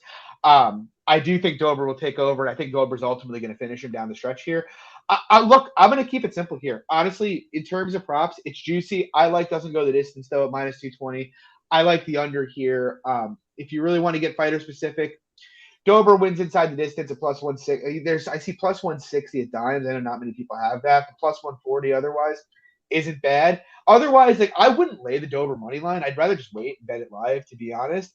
And just pass. Look, if Dober kicks his ass in round 1, okay, I can pass that. But I'm not really interested in backing a money line where a guy potentially could spend all of round 1 on his back, you know? Yeah, no, great look with the live betting opportunity as well. Because in almost any Terrence McKinney fight, that's kind of the drill. Yeah. If your opponent survives round 1, bet against him in round 2. All right, let's move on to the next fight here. We got Khalil Rountree coming in at plus 115. He's going up against Carl Robertson at minus 135. Sorry, I should have said father of Gokhan Saki, Khalil Rountree, coming in at plus 115. He's going up against Carl Robertson. Now, Carl Roberson's had a rough little stretch over his last couple of fights, right? The public perception of Carl Robertson is not that high. Like, let's go back to, goddamn. He's had, since the Roman Kopylov fight, which was November of 2019, he's had 1, 2, 3, 4, 5, 6 fights fall out and only competed 2 times. One of those being against Marvin Vettori. We obviously know the whole beef there, chasing him down in the hotel lobby, calling him a fraud, saying that he should have taken the fight, all that shit. Mrs. Wade, not a good look for him at all. Then the Brendan Allen fight, probably the worst fight IQ I've ever seen. Trying to go leg lock for leg lock against a guy who's much better in jiu-jitsu against Brendan Allen, and then eventually losing that with just seconds remaining in that first round as well. Because he was looking good on the feet. That's his bread and butter, right? Kickboxing background, has great combinations, good feeling of how to kind of maintain his distance. And he does have a sneaky, grappling game of his own, something that you wouldn't suspect from a K1 guy. But, you can't be tangling up on the ground against a guy like Brendan Allen, who has just been salivating at the mouth to get the fight to the ground. But in this fight against Khalil Rountree, sure, go ahead, shoot your takedowns. But even if this is a 15-minute kickboxing fight, I still think that Carl Robertson could be very effective in this spot. Khalil Rountree, he's a berserker when he comes out. That's how he was able to hurt Modestas Bukauskas and then eventually finish him with that weird teep to the knee. But we saw his output, we saw his tenacity, everything start to slow down after he wasn't able to get him out of there initially. And I think Bukauskas was just rattled from that initial exchange, and that allowed Khalil to kind of dictate the rest of the fight. I'd be surprised if a similar situation happened with Carl Robertson, where Khalil hurts him early but doesn't finish him, and then Carl just kind of gives up the front foot to the most time to Khalil for the rest of the fight. I'd be surprised if he does that, because I think he believes in his striking enough that he could go out there and go strike for strike against a guy like Khalil. So I do actually like the Robertson side here. I don't even think it's out of question that he'll initiate the grappling here too. I think he could get this fight to the ground and control Khalil on the ground as well. But even in a 15-minute kickboxing fight, I favor Carl Robertson. The better cardio, the better striker, better combinations, all that stuff. Khalil, knockout or bust in this fight, man. You get out-kicked by Marcin Prachnio for 15 minutes. What makes you think you're going to beat a guy like Carl Robertson? The other thing that I want to point out, and shout out to anybody that has access to Prize Picks, but Prize Picks tips is holding Carl Roberson's significant strikes at 37.5. I think you can go over on that one, especially if this goes a full 15 minutes like I'm expecting it to. So in terms of a prop, Carl Roberson via decision plus 300, not too bad. If you want to be sneaky, you want to seek that submission prop, something that he's been able to cash on in the past, is sitting at plus 800. But I expect this more so to be a kickboxing match with a little bit of clinching, maybe a takedown attempt or two from Roberson. But I do think we see Roberson outstrike him over 15 minutes. Cash that over 37.5 significant strikes and cash that minus 135 on Roberson money line. How do you see this one? So we're going to play Wiki Cap with John here for a second before we get into the real analysis. I should have like a segment, like an intro thing. Wiki Cap with John. Let's fucking go. So Carl Roberson enters the UFC 6-0, comes from a kickboxing background, gets tossed in there his first or second fight in the UFC with Moutinho Pereira, high-level black belt, gets submitted. His next loss comes 2 fights later, gets thrown in there with the current 205-pound champion, Glover Teixeira, gets finished on the mat. His next loss comes a couple years down the road. He fights Marvin Vettori, who just fought for the middleweight title. And then his last fight was obviously Brendan Allen, who's a fairly high-level black belt, who heel hooks him. He now meets Khalil Rountree, who's a gassy kickboxer. One of these things is not like the other 4. That is what I'll say. I mean, they really, I got to tell you, they really did no favors to Carl Roberson's development with how they brought him along. Yeah. Look, I know he looks like a champion the way he's built. He's obviously a physical specimen. But, you know, a guy who's coming over from kickboxing, you don't want to be throwing him in the deep end with Moutinho Pereira, Glover Teixeira right off the bat. Like, what are you doing? But yeah, I mean, I agree with most of what you said. I mean, look, first of all, could Rountree KO him early in this fight? I think it's live, you know. But I think Roberson manages distance very well, to be honest. When we have seen him in space, like, I'm not really sure I would rate Rountree striking much, if at all, above Kopolov's. You know, I think people overrate it because he's looked good against a lot of, like, shitty fighters, you know, that let him get away with a lot of his sloppy tendencies.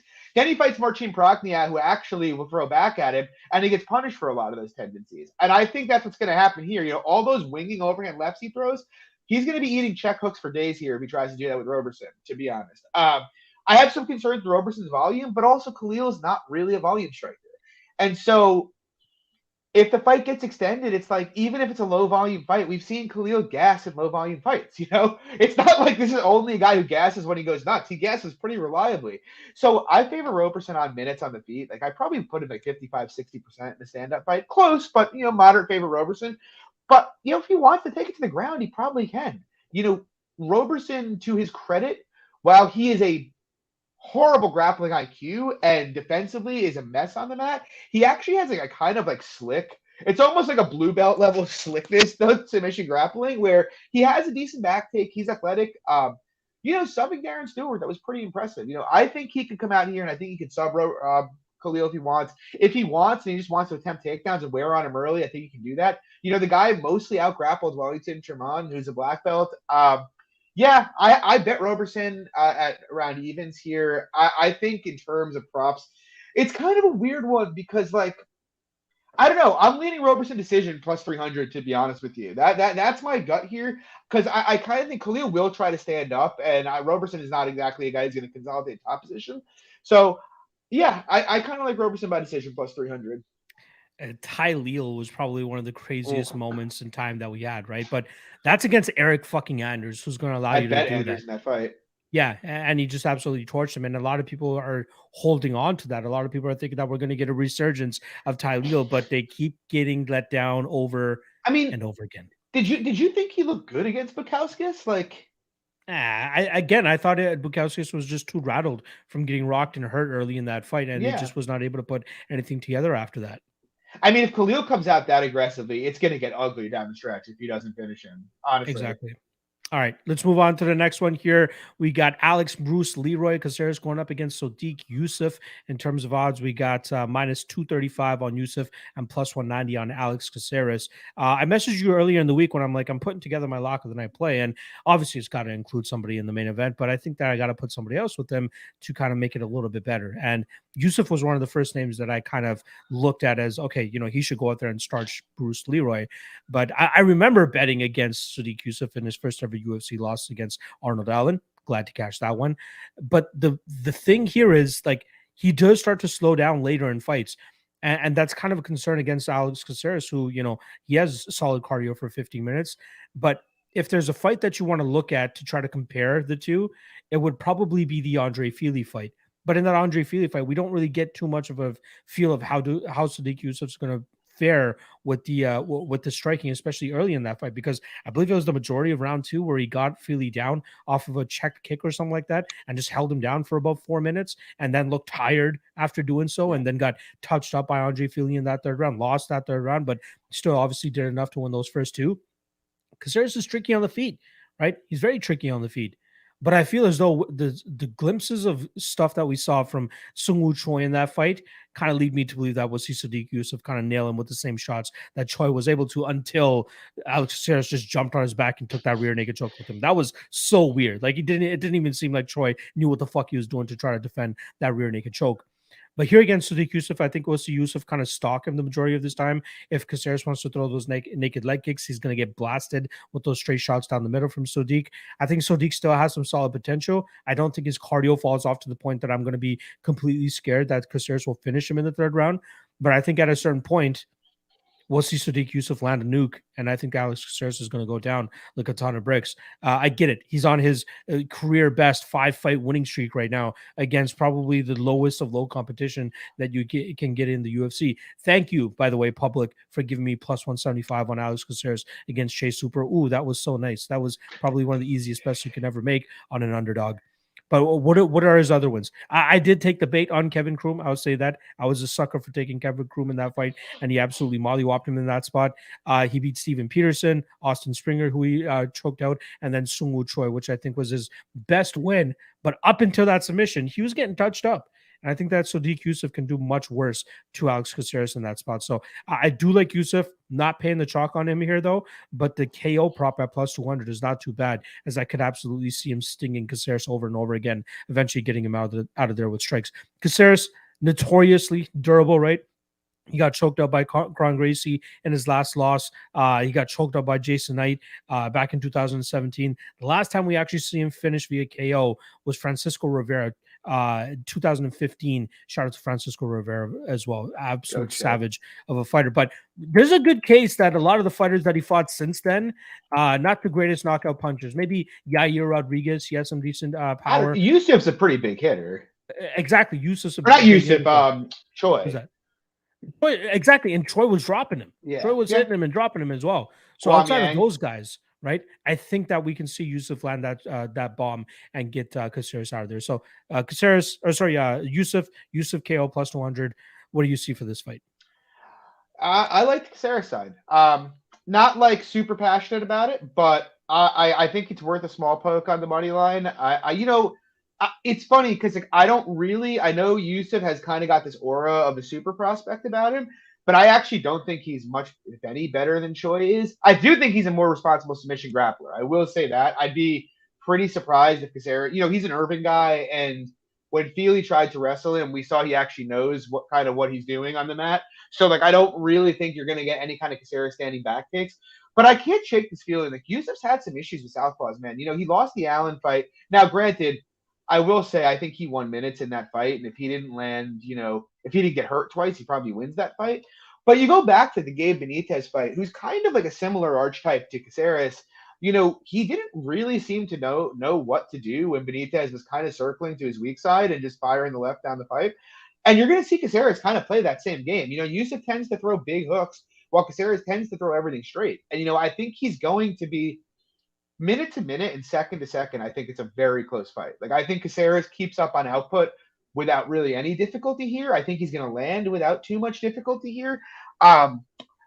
the big issue, of course, with Sadiq is, the bomb. And to your point, in the Choi fight, obviously he hurt Caceres a few times throughout that fight. And that's kind of a concern for me here, to be honest. It's why, like if I didn't think Yusuff could hurt or would hurt Caceres, I'd bet him pretty heavy because I think it's going to be a competitive fight. But he does have that upside. And even if it goes 15 minutes, there's a decent chance that Yusuff could just win on damage optics. But I do kind of think it's interesting that he won't have, the leg kick's probably the low outside calf kick's probably his best weapon. And that's probably off the table with the southpaw stance against him. So I think it's an interesting fight. Like, I favor Yusuff. What's interesting in terms of props? Like, I don't feel great about props just because it's like Caceres plus 200. But, Sadiq's been hurt in just about every fight he's been in. The guy's been finished a couple times. He gets bonked. Gabriel Benitez hurt him pretty badly before he got finished. Caceres never has doesn't have a KO in his career yet, but I actually think Caceres plus 900 KO is actually a sneaky decent look because I do think he's going to land that left a bunch here. So I don't know. I think it's interesting. So you're saying violence in this fight is what you're expecting? Yeah. I honestly don't, because I am not the biggest violence bettor ever typically, but these guys are going to throw. They both throw a lot of strikes. Yusuff hits really hard, and he's also a bit of a glass cannon against a guy who's going to throw shots back at him. I kind of think it is a decent spot for violence. Under 2.5 currently sits at plus 135 for anybody. I don't think that's bad. I think that's pretty good. I like it. All right, let's move on to the next fight here. Co-main event slot. We got Marlon Moraes going up against Song Yadong, minus 240 on Yadong, and plus 195 the return on Marlon Moraes, who now calls Thailand home. Guy keeps trying to switch up camps. Obviously, we know he used to train there at Mark Henry's gym in New Jersey, went down to ATT. That didn't work out. Now he's over there in Thailand. And unless they're giving this guy a third lung over there in Thailand, I don't know what the hell he's going to expect to change here. He was already a great striker. Why go to Thailand when your striking is already great? You know what I mean? But I'm interested to see what they're able to do with him. Song Yadong, on the other hand, looked very good in his last couple of outings. The Casey Kenny one really sticks out to me a lot because I thought Kenny was going to, be able to out-scramble him and outwork him in that fight. But Song Yadong did a really good job in terms of shutting that down and then obviously getting the better of the striking. And then last time around, we saw him go out there and knock out Julio Arce in round 2. This is another spot where I kind of like the violence, right? Fight doesn't go to decision, currently sitting at minus 250. But the only one thing that kind of has me scared is, like, we saw the Marlon Moraes and Jose Aldo fight go the full 15 minutes, and that wasn't that long ago. But I think that was more so based on Jose Aldo's lack of wanting to risk the biscuit, essentially, right? It's very difficult to take too much from that Aldo fight because Aldo was just trying to be disciplined, trying to stay on the outside, throw his leg kicks, do whatever the fuck he was doing, but he didn't want to close the pocket or have those close the distance and engage in the pocket to let his strikes go there. Whereas I think that Song Yadong will be more than happy to comply with that. And especially if he goes out there and try to pressures Marlon right off the bat and try to drain that gas tank by just having him on his back foot, that knockout is eventually going to come. But Marlon Moraes is still dangerous in that first round. We saw it in the Merab fight. He was very close to finishing him. Maybe another ref steps in and finishes that fight, and we're getting Moraes still down at ATT coming off of a win. But that's not the case here. But Marlon Moraes to win in round 1 plus 650, 850 I'm seeing at a couple places. That is absolutely crazy because the guy has crazy knockout power. And then on the flip side for Song Yadong, just taking KO straight up at minus 110. Again, I wish we were getting a little bit of a better line there. But the fight doesn't go to the decision is probably where my money's at here at minus 225. Song likes to crash the pocket, likes to put the pressure on his opponents, and I think that he'll eventually find that knockout against Marlon probably in the second or third round of this fight. But I don't want to discredit Marlon fully because the guy is a beast, right? Former title challenger, former WSOF champ for as long as he was. I think he still has a lot to show, but I think that Song will eventually find that chin, and Song's chin is just fucking godlike. It's insane the amount of damage that guy can take, but I think it will stay up for him in this fight, and he'll be able to get that finish probably in the second or third round. Fight doesn't go to decision, minus 225. Song Yadong. What about you, John? Yeah, I don't know. I'm a little skeptical on Song this week, if I'm being honest, because I think if Song approaches this in the right way, which would be going after Moraes aggressively from minute 1, I think he obviously has a pretty good shot to get him out of there or just break him, be a cardio death. But, if he does do that, he's going to leave himself open to getting hurt by Moraes early in this fight. But I still think that's probably the optimal outcome for him because Song is historically durable. Like, he's not going to out-technical Moraes. And so, getting into a brawl probably favors Song. But, Song has had a history of kind of fighting to his opponent's pace. Like, you look at the Kenny fight, the Kyler Phillips fight, he kind of was kind of content to kind of fight at a fairly low-paced fight. And then you have the Vera fight where Vera went after him, and he was more than happy to kind of exchange with him. But Song traditionally has kind of been willing to do what his opponents want him to do. And so, he's probably – Marlon, I actually think, has the chance to sustain more gas here than he might normally have just because – look, Marlon's not going to go out there and push a pace. So, and if it turns into a low volume outside kickboxing match, I still have to favor Song in a decision because even in a low volume fight at this point, it's hard for me to trust 15 minutes of gas for Marlon. But I think he can get off on kicks here, which could be significant. And I think he can win minutes early in this fight. So I kind of think the money line's a bit off here. But with that said, I do think being reasonable here, you have to favor Song, and you have to think that Moraes' chance to win this fight is likely pretty front-loaded. I like round one Moraes plus 800. Look, I know Song's been durable, but Kyler Phillips doesn't. Not many people kick like Marlon Moraes does. So I like the Moraes KO early. I actually like Song. You want to take a round. I don't know what FanDuel has it at right now, but I think round 3 decision's probably a good look, or just take a shot at Song KO, I like it. Again, I think the line is disrespectful. I believe that you're correct in that, but I think it's more so based on how Moraes has been finished over his last couple of fights, and people think that Song could replicate that. I think he can, but I'm not sure if it's at the minus 240 clip that a lot of people are expecting it to be. All right, that brings us to our main event. But I do want to take the time to remind the 120 live viewers that we currently have to smash that like, hit that subscribe, and show my guy John some love as well as his podcast, Club and Sub Podcast, every Wednesday night, 10 p.m. Eastern. Link to their channel in the description below. And obviously follow him on Twitter as well at MMA Fox. All right, let's get to the main event here. Magomed Ankalaev taking on Thiago Santos. In terms of odds, obvious heavy chalk on the Magomed here at minus 550, plus 385 the return on Thiago Santos. I'm having troubles in terms of trying to figure out what the best prop is for this matchup, right? Because if Thiago Santos complies with the low volume kickboxing fight, this is going 25 minutes with Ankalaev probably etching him out every single round. Landing the better strikes, being more technical. His striking defense rate, I just want to quickly pull that up. It's probably one of the best inside the UFC because the guy does a really good job in terms of hitting without getting hit. Striking defense rate currently sitting at 62%. I think that the most live we've seen anybody against Magomed Ankalaev outside of that 1 second where fucking Paul Craig submits him in his UFC debut was Nikita Krylov in that first round of their fight. But great in-fight adjustment from Magomed Ankalaev, taking rounds 2 and 3 with a little bit more of a grapple-heavy approach and just taking that decision victory home. It was Volkan Oezdemir who tried to set the pace with his striking in that first round. I believe he hit Magomed with a really good shot. Didn't really hurt him per se, but landed some good shots, got some confidence off that, and then in turn got countered effectively by Magomed in that first round, dropping him. And then after that, it seemed like Volkan was just broken after that. He goes, oh, fuck, I can't even beat him in a power striking game. The fuck am I going to do? And that's exactly what Magomed was able to do. He does such a good job in terms of staying safe, right? And this version of Thiago Santos that we're seeing nowadays, that's his style now. He's a little bit more disciplined compared to the guy that we've come to know and love from earlier in his career, being that berserker, doesn't mind going out on his shield. But since like the Jan Blachowicz fight, I think we've seen a more measured approach from him. Yeah. And I think that we'll see it from him here once again, but I think that's going to be his downfall. I think he needs to tap into that old school Thiago Santos vibe and try to go for a KO here. Otherwise, he's just going to get picked apart from range. So based on that analysis and based on that type of breakdown of this fight, I lean more so with Ankalaev by decision at plus 125. In a light heavyweight fight between two power punchers, somewhat power punchers, a lot of people want to focus on the under here, or the fight doesn't go to decision, which currently sits at minus 160.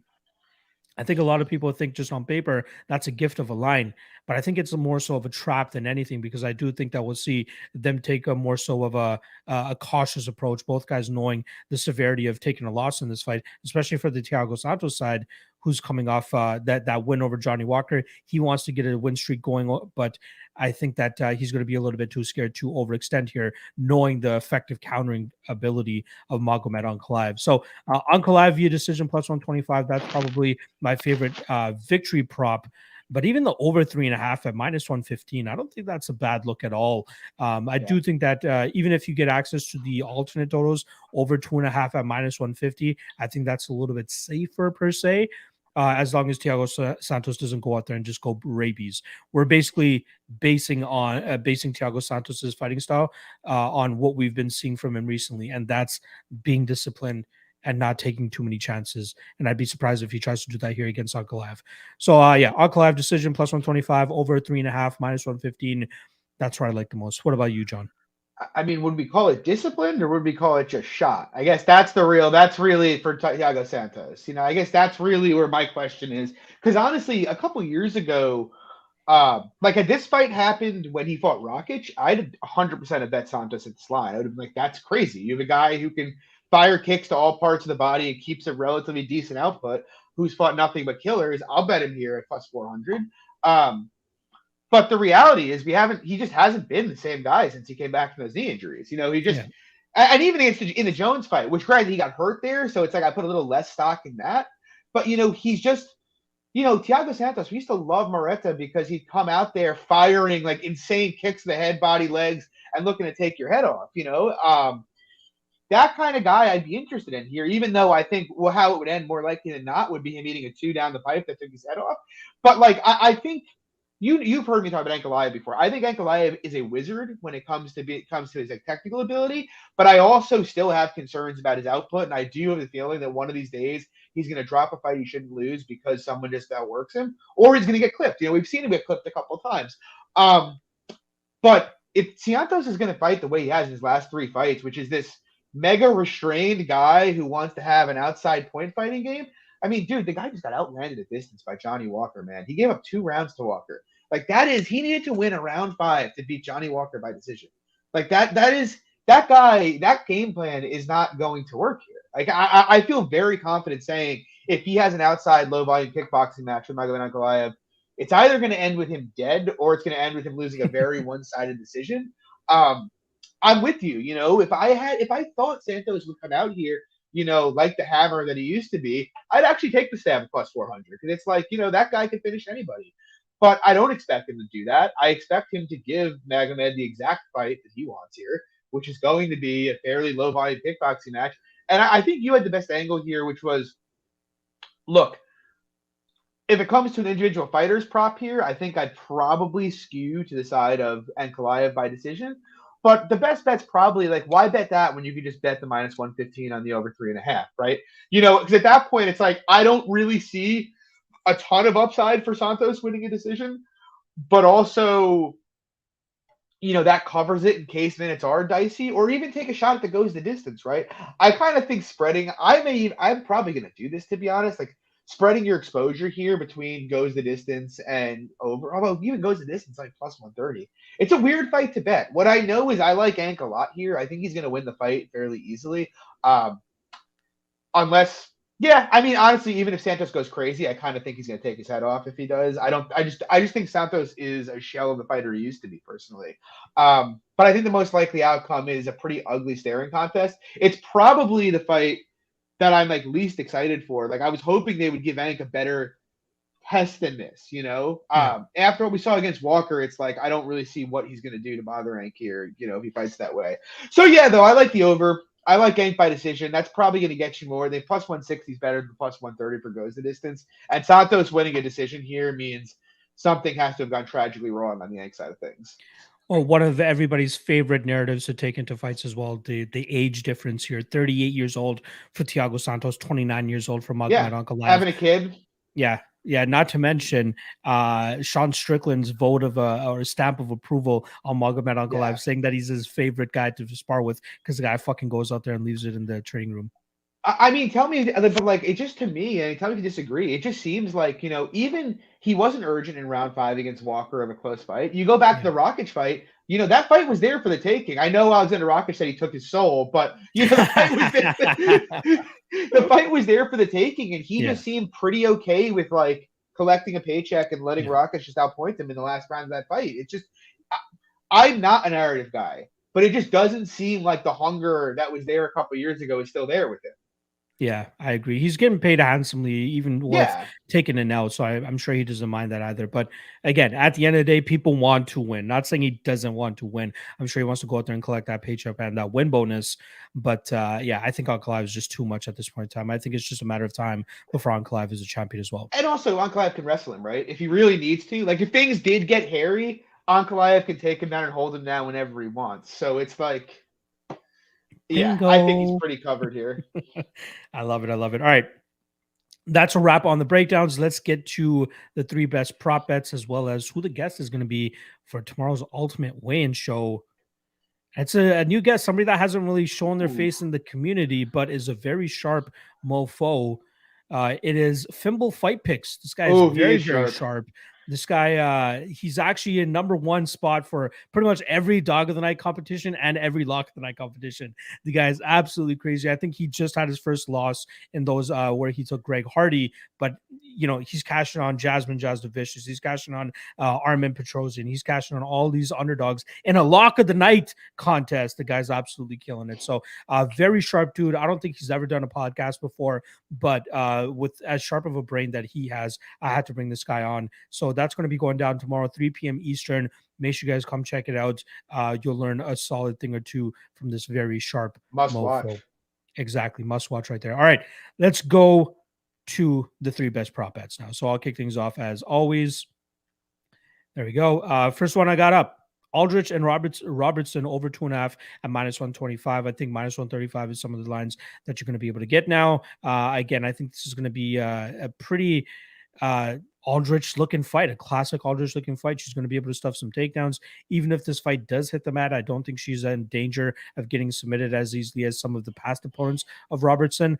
So I do think that we'll see her survive, but I do think it's going to be Aldrich dictating the pace of this fight on the feet and then eventually winning a decision. But let's cash that over 2.5 while we're doing it as well. Secondly, I'm going to go with the McKinney Dober fight doesn't go to decision. I know it's chalky, -25. Nobody really likes chalk, but this isn't a great card for props, honestly. There's a couple juicy ones that we stuck out there, the Silva submission and, a couple other spots as well, even Roberson submission as well. But McKinney Dober fight doesn't go to decision, probably one of my favorite violent spots on this card. McKinney is the main ingredient we need for something like this. Either he gets it done early or Dober will likely get him out of there in the 2nd or 3rd round. But either way, -225, throw it into a parlay if you want.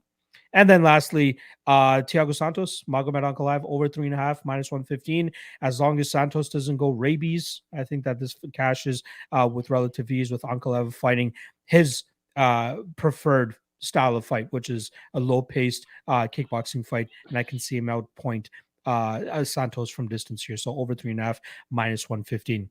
John. Turn, first off, we got Miranda Maverick by decision. Like I said with the breakdown, I think if she takes the pass the least resistance, she's just going to basically get Mazo down fairly easily to stay on top of her.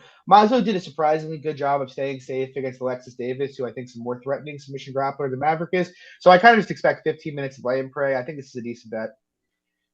And next up, we got Cody Brundage via decision. I don't really expect him to be able to finish Dalcha on the mat here, but I do think Brundage is likely short on the money line, and I think if he takes the path of least resistance and just wrestles consistently, I think he should be able to grind this out fairly easily. I actually think there's a fair bit of value here. I'd probably line this close to about 45%. You're getting about 12% there. And last up, we got JJ Aldrich via decision. You know what? I think what Locke put out there is fine too if you want to just take the over and play it a bit safer. But ultimately, look, JJ, she's a very good boxer, but she can't bust a grape. I do think, Jillian's going to struggle to get her down. Kind of to Locke's point, if she can get her down, I still think she can work up. She should win minutes on the feet pretty cleanly here. And I kind of think once the edge starts to turn, you're going to probably see Jillian pulling guard and her just kind of riding her out on top. I don't think Aldrich is a threat to finish. I think she should probably be even money or a favorite in this fight. So, Aldrich by decision plus 200, I think is a nice look. One that I was very close to adding into my top 3 as well. I'd say if it was a top 4, my fourth one would be Pereira and Silva over 1.5 at plus 140. I think that's some solid value there as well, as hopefully Silva is able to slow this fight down. Last thing I want to say, and then I was swinging on over to John.